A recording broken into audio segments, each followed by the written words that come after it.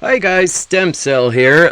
So some stuff is kind of going down over in Europe, and I want to give kind of a history lesson on how Putin invades countries and what he does and his technique, because I mean his the way that he does it is pretty much the same time every way. So since the fall of the Soviet Union in 1991, one man has used wars, lies, and manipulation to try to rebuild a dying empire.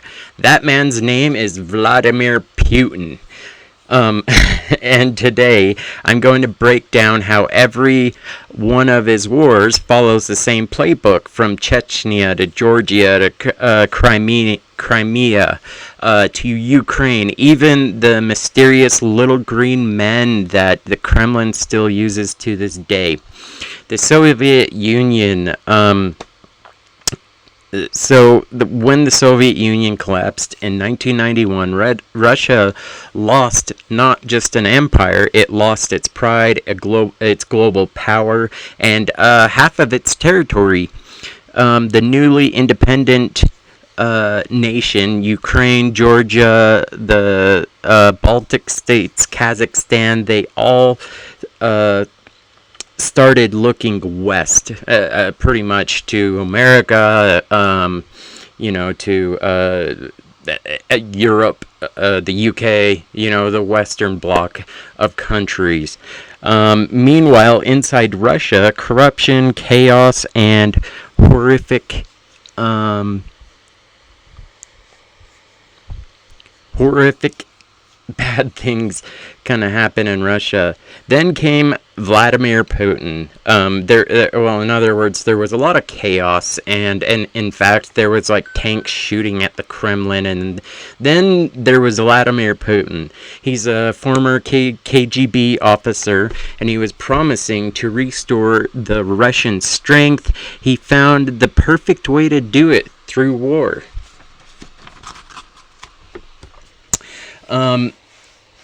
Putin's first test came in Chechnya, a small Muslim majority region in the Russian Federation that wanted independence. In 1994, Boris Yeltsin launched a brutal war there. It was a disaster. The Russian military was humiliated. Sorry, I can't speak, guys. Humiliated. But when Putin rose to power in 1999, he used a series of mysterious apartment bombings in Russia, and then blamed them on the Chechen terrorists. And he used this as a false flag to justify a new invasion. That became the first version of the protective narrative, pretty much. He uses this a lot.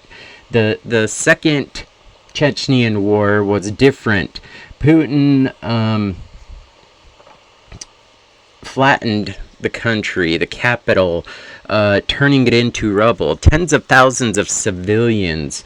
The war made him a strong man at home and set the pattern for everything that came after, pretty much.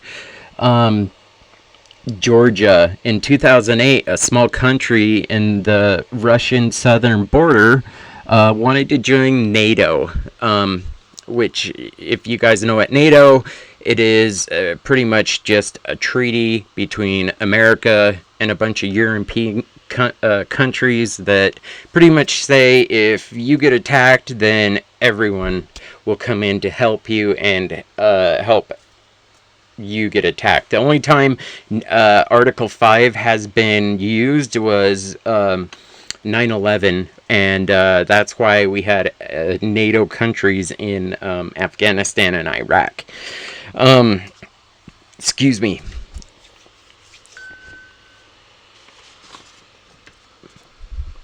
So Putin likes to have a little trick, and Moscow had quietly handed out Russian passports to people in those territories for many years. In Georgia, when the time was right, he said, we must protect our civilians and invade. So pretty much he's saying like, oh, we must protect anybody that's Russian, and he uses it as a justification to invade that country at that time. Um, in just 5 days, Russian troops pushed deep into Georgia. The world barely reacted. Putin learned an important lesson. The West talks tough, but it doesn't act.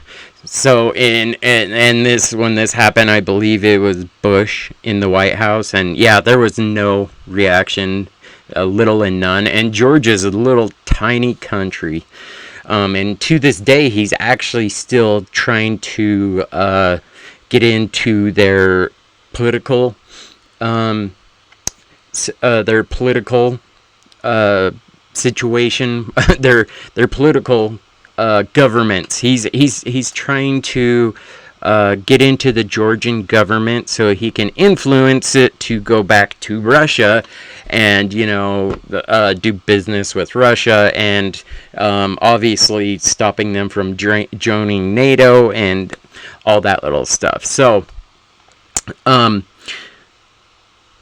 again, and this is where his playbook kind of changed a little bit.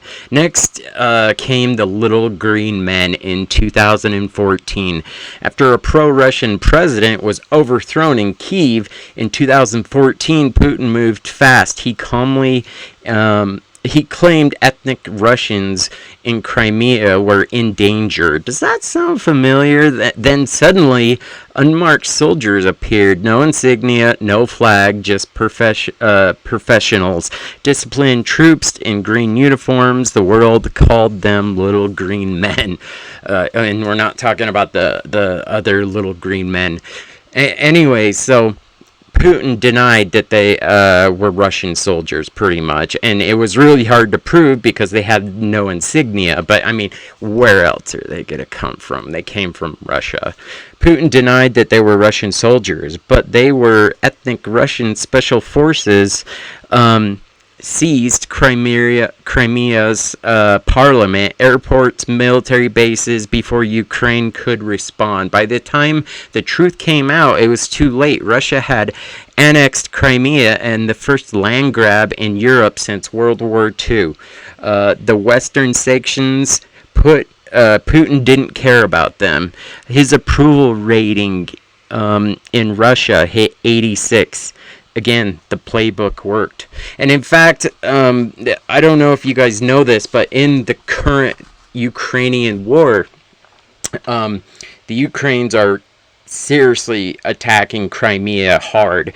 And Putin is scared that he's going to lose Crimea.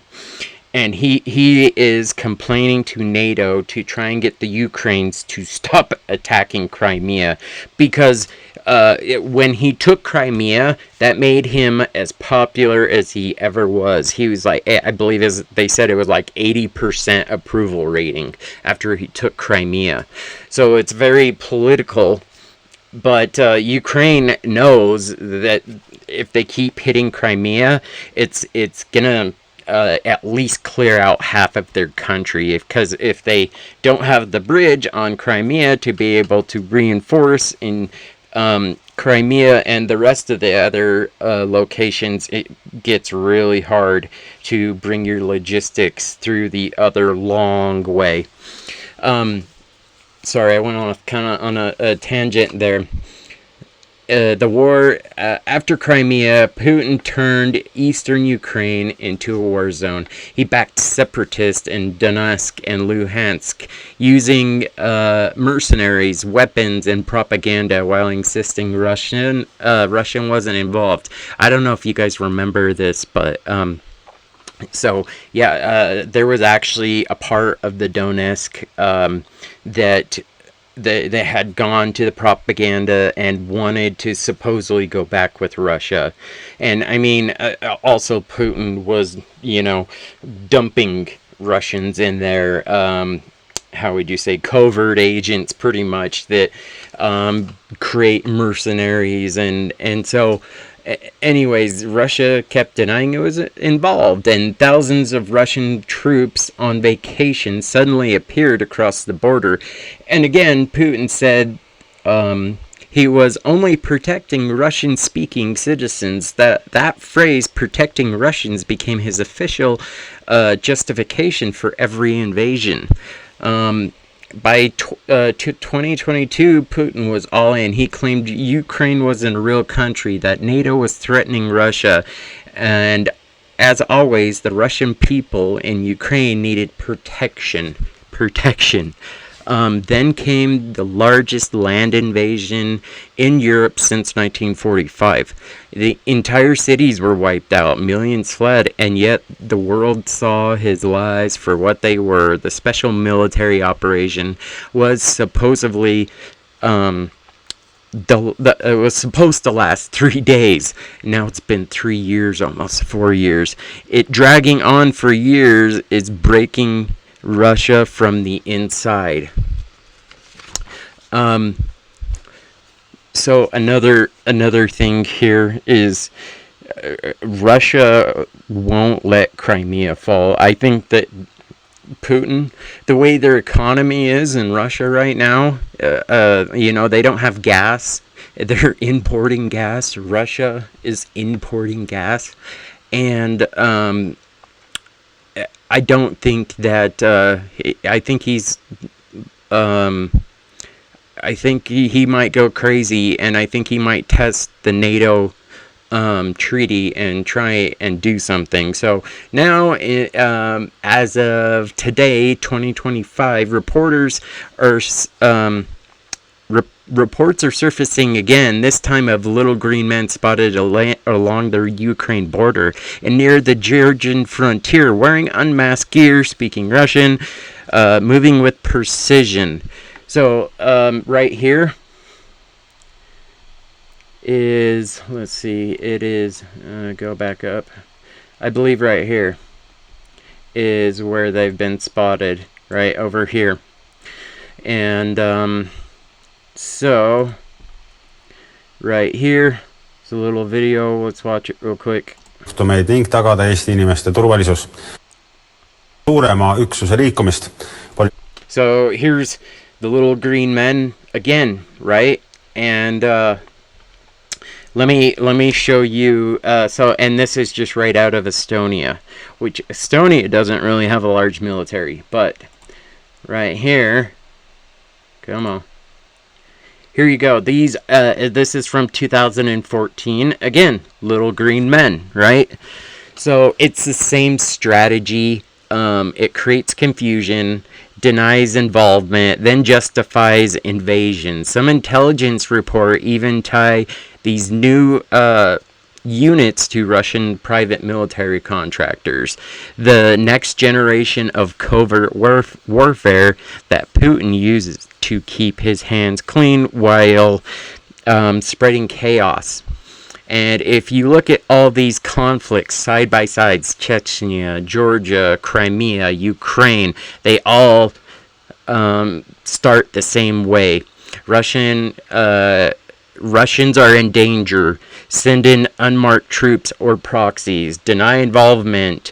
Win territories. Blame the West. It's a formula that has worked for decades until now, because this time the world is not buying the lies anymore. For over 20 years, Putin has used war as a political weapon. Every invasion boosts his image, silences his critics, and feeds his propaganda machine. But benefiting, but beneath the iron, Russia is cracking militarily, economically, and morally. Even when Putin war finally catches up to him, history will remember the truth. Not the protector he pretended to be, but the destroyer.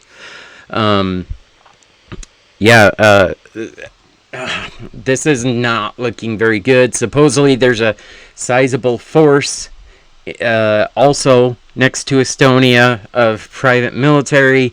This is how he starts all of his conflicts. And like what they would probably do, I would think, is they would somehow go in Estonia, say they're citizens, and then start riots, start trying to take over, and then eventually it will end up with Russia going in to try and protect natural born Russians, right? So I don't know. Things are looking very scary. Like really, like seriously, like World War III. Also, there's a lot of things going on with China at the moment as well, which I'm gonna make another video on. But yeah, for now, Estonia. I mean, he's starting at the top, and also Belarus is on full military readiness. Like they're ready to go to war. In other words, for no apparent reason, and I think Putin is going to use them as an excuse to go attack the Baltics, and he'll be like, "Oh, it's not us, it's Belarus doing it," and he'll have all of his soldiers, you know, unmarked, and then the Belarus army will go do it, so they can't use it will just breed confusion, and I think that's his plan, honestly. And I mean, Russia is cracking at the seams, and man, it's getting scary. But anyways, I'm gonna end it right there. I hope you guys enjoyed the video. If you have any critiques, please let me know. Don't forget to subscribe, like, and comment. And yeah, we'll see you on the next video.